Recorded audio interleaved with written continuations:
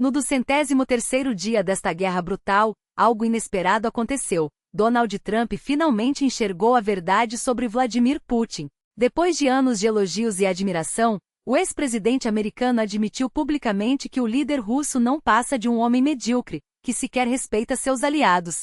Em declarações contundentes, Trump deixou claro seu descontentamento com Putin e insinuou que prepara surpresas nada agradáveis para o Kremlin. E não para por aí, nos próximos dias, o Congresso dos Estados Unidos deve analisar o polêmico projeto de lei Lindsey Graham, que promete endurecer ainda mais as sanções contra a Rússia. Mais pressão sempre é melhor do que menos, não é mesmo? Além disso, Trump reforçou o compromisso dos Estados Unidos em continuar fornecendo armamentos à Ucrânia. As forças ucranianas seguem avançando, com vitórias significativas no fronte de Sumi, onde ataques precisos desestabilizaram as tropas russas em contraofensiva. Também houve progressos notáveis no eixo de Avdiivka, consolidando posições estratégicas. Enquanto isso, no leste, a Rússia tenta desesperadamente manter suas linhas, mas os resultados são mistos. Ataques mal coordenados deixaram unidades inteiras expostas, com perdas humanas e equipamentos destruídos. O cenário ainda é incerto, mas uma coisa é clara: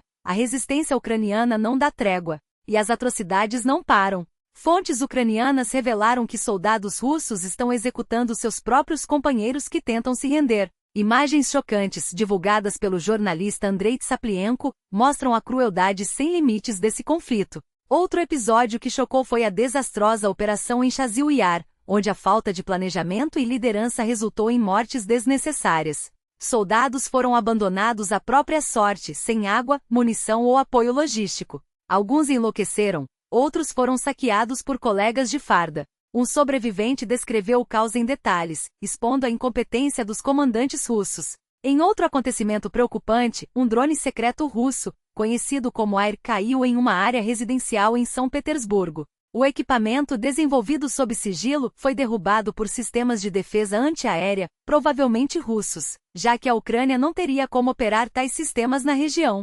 O incidente levanta questões sobre a segurança e eficácia dos projetos militares do Kremlin. Mas voltando ao cenário político, as recentes declarações de Trump sobre Putin viralizaram. Em uma reunião do gabinete, ele não poupou críticas: "Estou insatisfeito com Putin. Ele mata seu próprio povo, inclusive soldados. E quando me perguntam se estou planejando algo, eu respondo: talvez um pequeno presente surpresa." Trump também defendeu o apoio financeiro à Ucrânia, afirmando que os ucranianos são guerreiros corajosos, e que os Estados Unidos possuem a melhor tecnologia militar do mundo. "Todos querem comprar nossos equipamentos, então vamos acelerar a produção", declarou, deixando claro que pretende aumentar os contratos de defesa. Outro ponto de tensão foi sua ameaça de impor tarifas adicionais de 10% a qualquer país que se junte ao BRICS. Segundo Trump, a aliança foi criada para enfraquecer o dólar e desafiar a hegemonia americana. "Se querem brincar, eu também sei jogar", afirmou, sinalizando uma postura mais agressiva contra iniciativas anti-ocidentais. Enquanto isso, o Congresso americano deve votar em breve o projeto de lei Lindsey Graham, que prevê sanções secundárias contra empresas que negociem com a Rússia. A medida, há muito adiada, pode finalmente sair do papel, especialmente com a escalada de conflitos no Oriente Médio.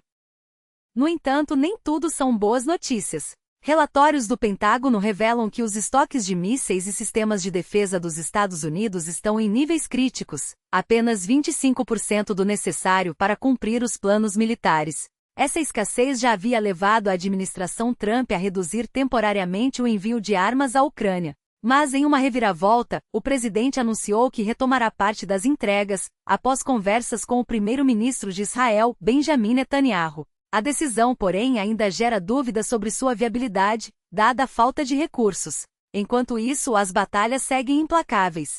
A Ucrânia resiste, avança e surpreende, mas a Rússia não recua. Cada dia traz novas revelações sobre a brutalidade da guerra, desde execuções sumárias até operações militares mal planejadas.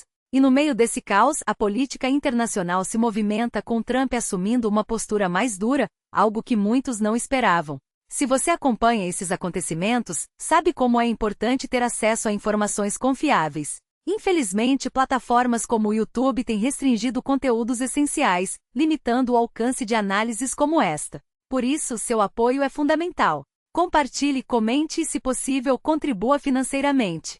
Há links na descrição para apoiar o canal, seja por meio do Patreon ou adquirindo uma VPN para contornar bloqueios. Com ela, você terá acesso a redes sociais e sites restritos, além de ajudar a manter este trabalho vivo. A guerra não dá trégua, e a informação também não pode parar. Fique atento, porque os próximos dias prometem ser decisivos. E lembre-se, cada ação sua faz a diferença.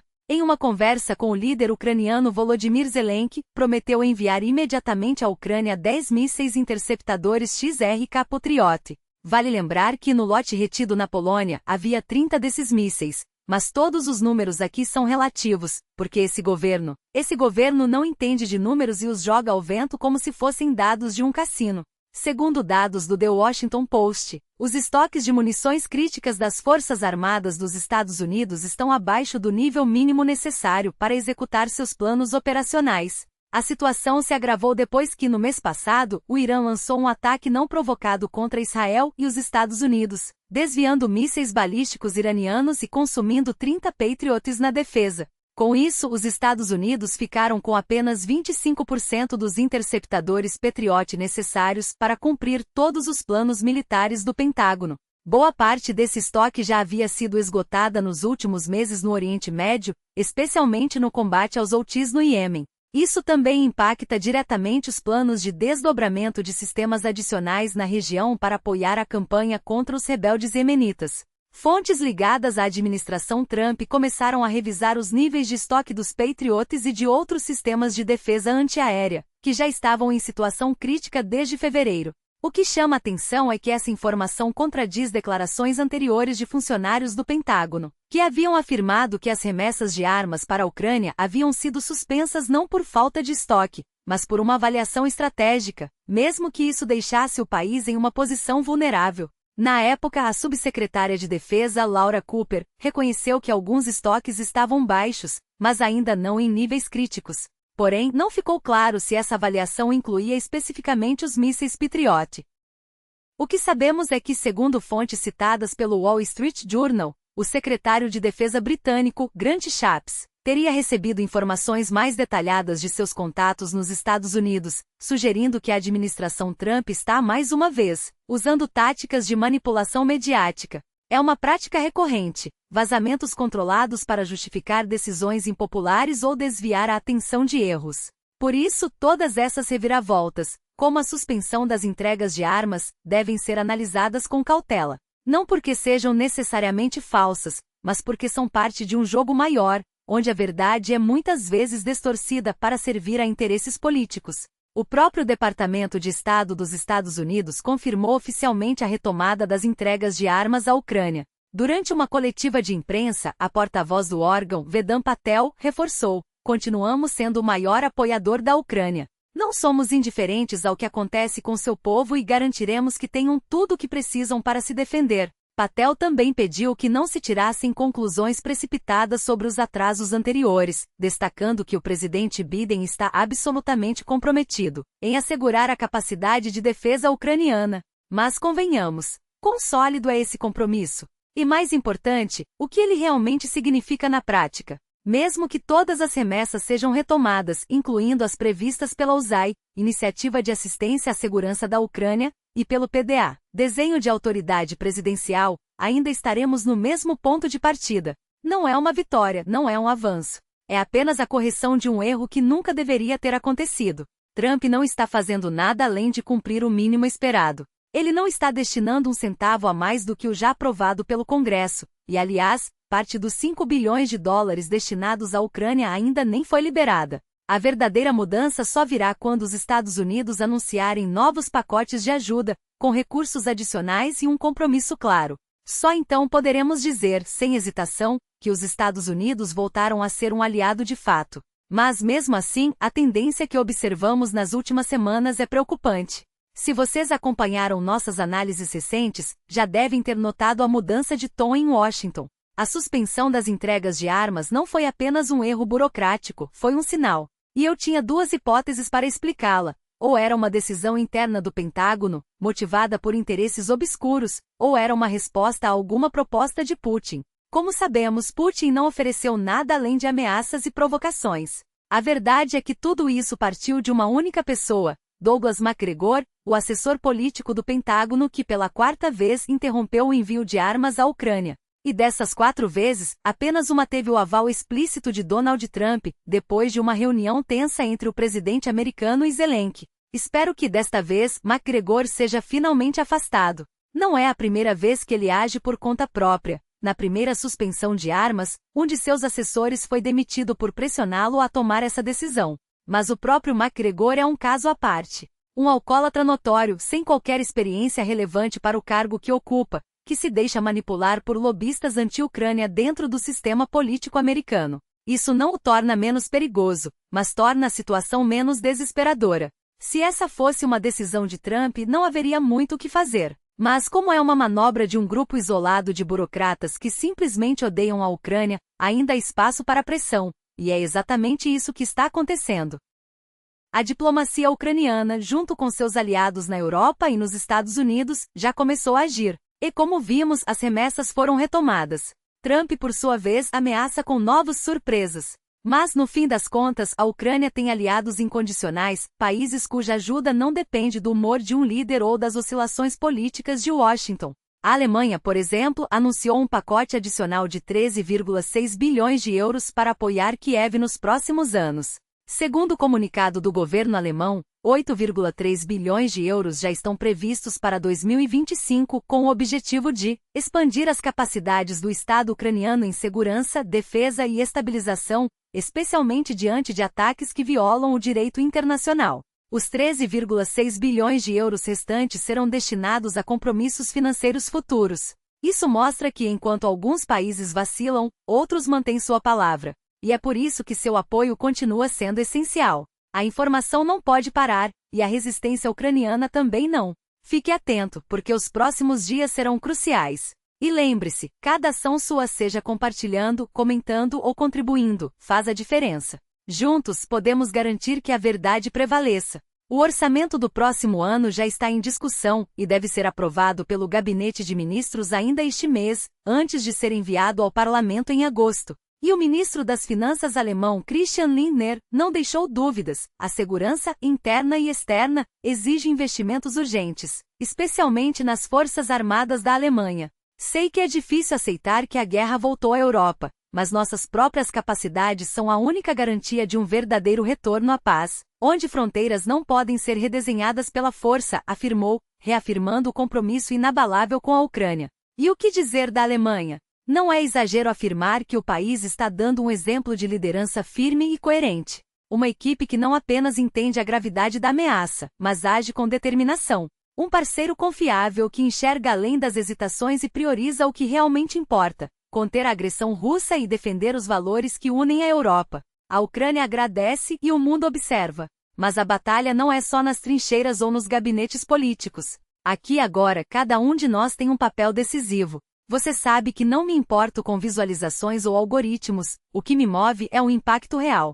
E há 2 métricas que comprovam isso: os fundos arrecadados para salvar vidas ucranianas e, mais importante ainda, o número de soldados russos que desertam ou sabotam suas próprias forças depois de assistirem aos nossos relatos. Sim, isso mesmo, a informação que você ajuda a disseminar enfraquece o inimigo. Cada doação, cada compartilhamento, cada palavra de apoio é um golpe contra a máquina de guerra de Putin. Falando em apoio concreto, seguimos com a campanha para equipar uma unidade ucraniana com 2 veículos essenciais. Ouçam o apelo dos combatentes. Saudações, somos o Batalhão de Sistemas de Guerra Eletrônica. Precisamos urgentemente de transporte para a nossa missão. Ajudem a cobrir a compra de um carro para o nosso Petro. Glória à Ucrânia. Glória aos heróis. Os links para contribuir estão na descrição, via Pix, criptomoedas ou transferência bancária. Não subestime o poder de um veículo. No front, a mobilidade salva vidas, especialmente para unidades de infantaria e operadores de drones, que dependem de transporte para reagir rápido.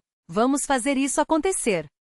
Enquanto isso, a Rússia não dá trégua. Na Grã-Bretanha, 3 homens foram condenados por um incêndio criminoso em um depósito que armazenava ajuda humanitária para a Ucrânia. Um ataque encomendado pela Wagner. Um deles, um irlandês de 20 anos, admitiu ter sido pago para incendiar o local, causando prejuízos de quase 1 milhão de libras. A mensagem é clara: o Kremlin não poupa esforços para sabotar qualquer apoio à Ucrânia, mesmo em solo europeu. E não é a primeira vez. Desde o envenenamento de Alexander Litvinenko até o assassinato de Dawn Sturges com o agente Novichok, a Grã-Bretanha já sentiu na pele o que significa ser alvo de Moscou. Mas em vez de recuar, o país se tornou um dos maiores aliados de Kiev. Putin só colhe o que planta: isolamento e desconfiança. A violência russa não se limita às fronteiras ucranianas. Em Kherson, um drone carregado de explosivos atingiu um carro civil, matando o motorista. Em apenas 24 horas, entre 7 e 8 de julho, 12 civis foram feridos e 3 morreram em ataques a pontos de distribuição de ajuda humanitária.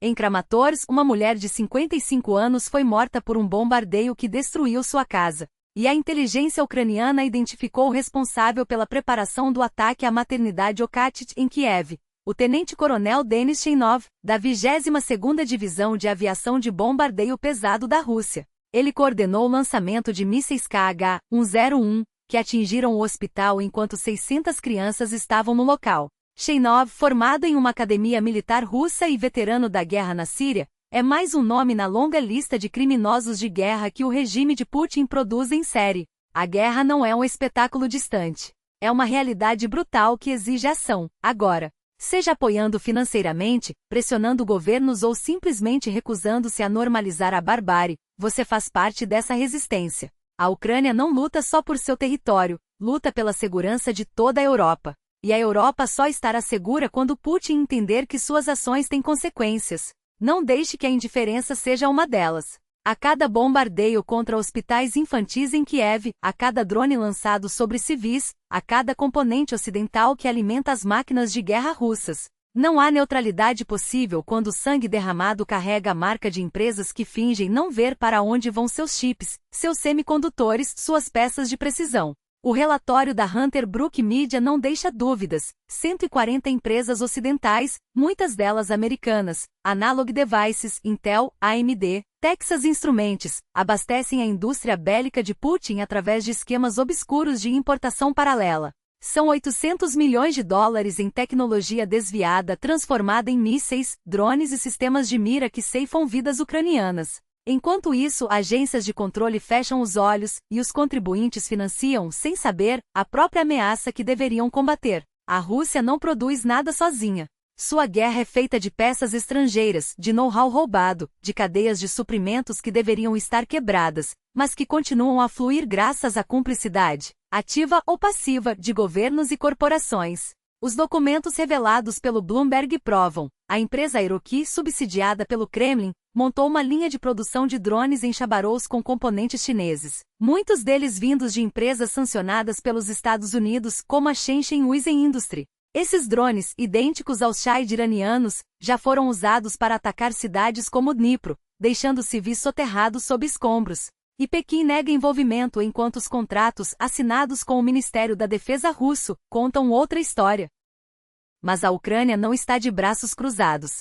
Cada fábrica de drones destruída, cada centro logístico bombardeado, cada componente crítico desativado é um golpe na máquina de guerra russa. As imagens de satélite não mentem. O ataque ao complexo Avangard em Cheboksary, em julho, danificou instalações que produziam sistemas óticos para mísseis e veículos blindados, tecnologia que antes vinha da Europa e de Israel, mas que agora é substituída, a toque de caixa, com qualidade duvidosa e custo humano altíssimo. Enquanto isso, no front, as forças armadas ucranianas mostram que a criatividade e a determinação podem vencer a superioridade numérica. No leste, perto de Torets, unidades russas avançam com blindados e infantaria, mas sem controle efetivo do território. Em suma, drones FPV baratos, letais e operados por soldados treinados em meses, estão virando o jogo, forçando o inimigo a gastar bombas de 3 toneladas para conter pequenos grupos de assalto. E no sul, onde a pressão é constante, brigadas ucranianas conseguem romper cercos,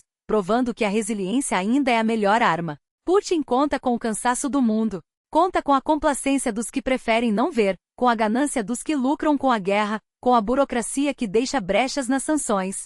Mas a história não perdoa quem escolhe o lado errado. Cada componente ocidental encontrado em um drone russo, cada dólar que financia a máquina de destruição, cada segundo de silêncio diante das atrocidades é uma escolha. E escolhas têm consequências. A Ucrânia não pede milagres, pede que o mundo pare de alimentar seu carrasco. Que as sanções sejam aplicadas de verdade. Que as empresas que abastecem o regime sejam responsabilizadas. Que os governos parem de fingir que não sabem de onde vêm as peças que matam crianças. A guerra não é um jogo de xadrez distante. É aqui e agora, e suas peças são feitas de carne, aço e decisões.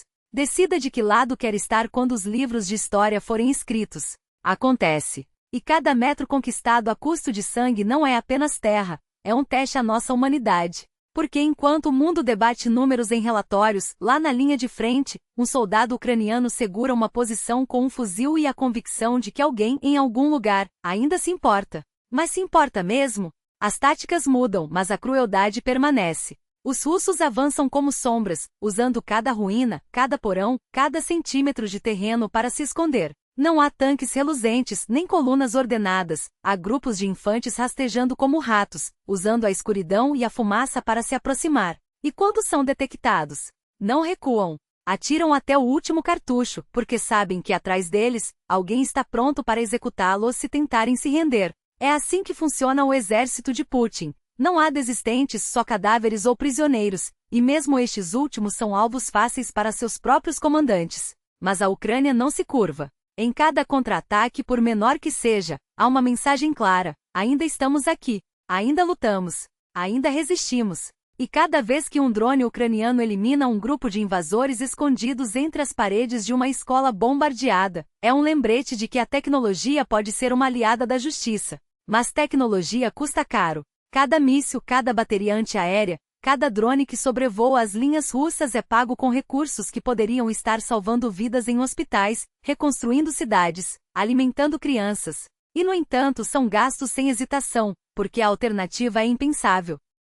Os relatos dos que tentam se render são um espelho da barbárie. Um soldado russo levanta as mãos, segue as instruções, caminha em direção às linhas ucranianas, e é alvejado pelos seus. Não uma, não duas, mas dezenas de vezes. Porque para o Kremlin, a rendição é uma traição pior do que a derrota. E enquanto isso, em Kiev e em Kharkiv, em cada cidade que ainda respira, há centros prontos para receber esses homens, não como inimigos, mas como vítimas de um sistema que os jogou na guerra sem saída. Mas como chegar até lá se seus próprios companheiros os caçam como animais? A verdade é simples: esta guerra não será vencida apenas com coragem. Será vencida com armas. Com sistemas de defesa que impeçam os bombardeios indiscriminados. Com drones que localizem e destruam as posições russas antes que elas se aproximem. Com inteligência que antecipe cada movimento do inimigo. E sim, com a pressão implacável da comunidade internacional, porque cada dia de hesitação é um dia a mais de sofrimento para milhões. Os números não mentem. Se a Rússia avança 2 km² por dia, é porque alguém, em algum gabinete ocidental, ainda acha que equilíbrio é uma palavra mais importante do que justiça. Mas equilíbrio não enterra os mortos. Equilíbrio não reconstrói Mariupol. Equilíbrio não devolve uma mãe ao filho que viu seu prédio desabar sob um míssil. O que enterra os mortos, o que reconstrói cidades, o que devolve esperança é a ação. E a ação exige escolha. Então escolha. Escolha entre fechar os olhos ou abrir os braços. Entre fingir que o problema é distante ou assumir que ele é seu também.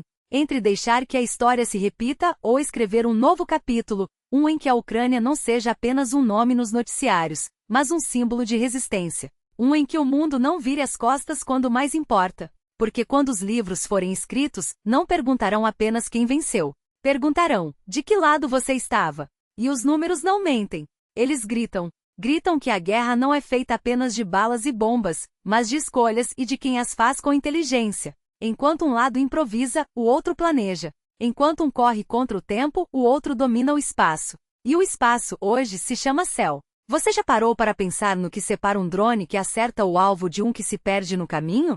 Não é sorte. Não é quantidade. É informação.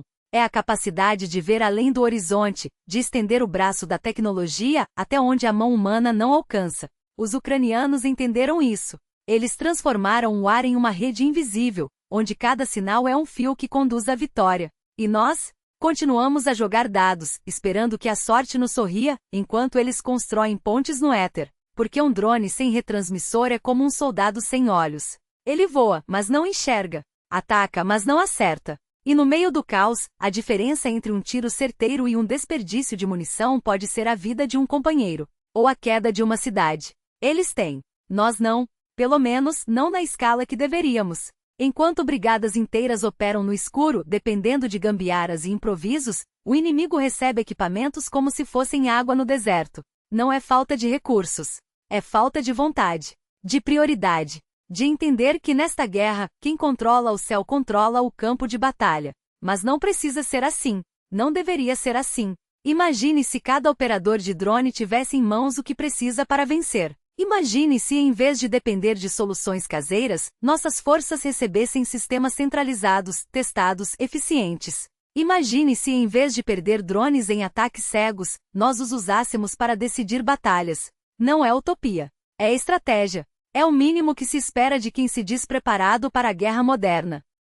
E não venha com desculpas. Não diga que é caro. Não diga que é complicado. Porque o preço de não fazer nada é medido em vidas. Em veículos queimados, em soldados que voltam para casa em caixões porque alguém em algum lugar decidiu que dá para improvisar. Lembra daquela história do blindado parado na estrada? Do motor que falhou, do drone que não perdoou? Pois é, não foi azar, foi consequência. Consequência de um sistema que falha onde deveria proteger, que economiza onde deveria investir, que deixa seus homens à mercê do inimigo porque não teve a coragem de olhar para cima, para o céu, para as soluções, para o futuro. E o futuro não espera. Enquanto discutimos, eles agem. Enquanto protelamos, eles avançam. Enquanto fingimos que o problema é técnico, eles transformam cada fraqueza nossa em uma vantagem deles. E quando a história for contada, não importará quantos drones nós tínhamos. Importará quantos nós usamos. Quantos alvos nós destruímos. Quantas vidas nós salvamos. Então a pergunta não é se podemos fazer melhor. A pergunta é, quando vamos começar? Porque cada dia de atraso é um dia a mais de sangue derramado. Cada drone perdido é um soldado a menos na linha de frente. Cada decisão adiada é uma derrota anunciada. E você? Vai ficar olhando? Recusam-se a reconhecer o que já está gravado em vídeo, como se palavras pudessem apagar a verdade. As imagens não mentem. Os gritos não se calam. E cada tentativa de distorcer os fatos só prova uma coisa: eles sabem que perderam o controle da narrativa. Porque quando a realidade é insuportável, o único refúgio é a negação. Mas negação não apaga balas. Não reconstitui corpos. Não devolve paz aos filhos. E enquanto uns tentam reescrever a história, outros pagam o preço. Como a operação que deveria ser um golpe de mestre, um avanço estratégico, uma manobra brilhante, e acabou exposta como mais um teatro de ilusões. Falaram em desorganizar o inimigo, em conquistas relâmpago, em vitória inevitável. Mas os mapas não mentem. As rotas de fuga não mentem. E quando as tropas recuam antes mesmo do primeiro tiro, o que resta é apenas o eco de uma propaganda que se alimenta de si mesma. Porque heróis não precisam de medalhas para serem lembrados. Mas covardes precisam de mentiras para serem esquecidos. E as medalhas? Ah, essas nunca chegam. Ou chegam para os errados. Para os que voltam em caixões sem nome. Para os que sobrevivem, mas carregam cicatrizes que nenhum discurso patriótico consegue cobrir. Enquanto isso, nos bastidores, burocratas decidem quem merece reconhecimento, como se a coragem pudesse ser medida em estrelas de latão, como se a honra tivesse preço, como se a vida de um soldado valesse menos que um carimbo em um papel. Mas há histórias que não cabem em relatórios. Como a de Valery Zaleski, que voltou para casa depois de meses de inferno, apenas para descobrir que o verdadeiro cativeiro não tinha grades. Seu corpo, já marcado pelas torturas, simplesmente desistiu. Um coração que bateu por 57 anos, que resistiu a privações, a choques elétricos, a noite sem esperança, parou 23 dias depois da liberdade. Como se soubesse que não havia mais nada a fazer ali. E quantos mais como ele? Quantos ainda apodrecem em porões, esperando um milagre que nunca chega? Quantos morrem antes mesmo de serem trocados, antes que seus nomes entrem em alguma lista, antes que alguém se lembre de que eram humanos? Porque essa é a verdade que ninguém quer ouvir. A guerra não termina quando os canhões se calam. Ela continua nos hospitais, nos pesadelos, nas ruas onde veteranos mendigam enquanto generais desfilam em carros blindados. Ela continua nos olhos das mães que enterram filhos e nos filhos que crescem sem pais. E cada vez que alguém diz isso não é problema nosso, está assinando um cheque em branco para o próximo horror, porque a indiferença é o combustível da barbárie.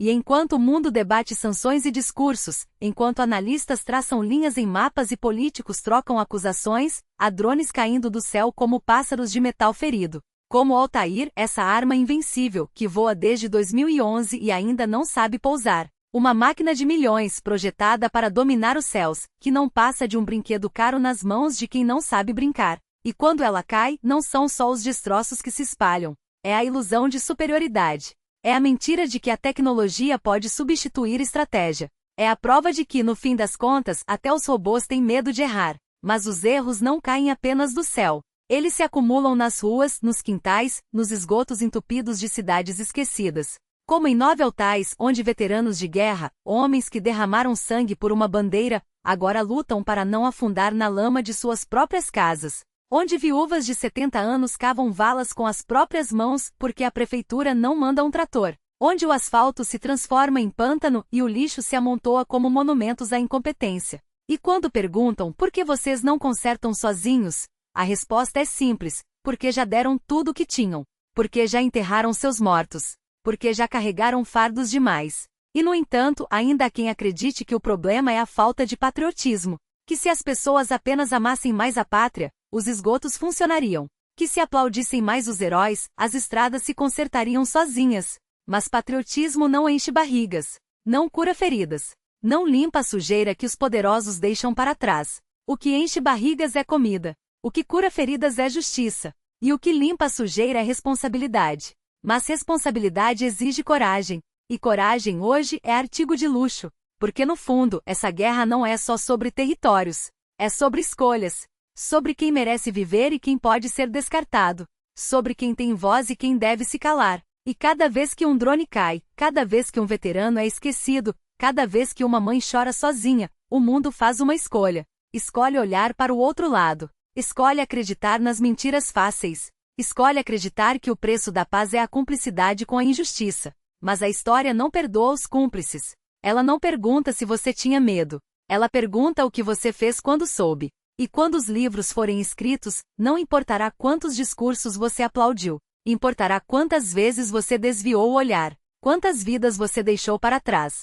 Quantas vozes você ajudou a silenciar. Então a pergunta não é se você pode fazer a diferença. A pergunta é: até quando vai esperar para tentar?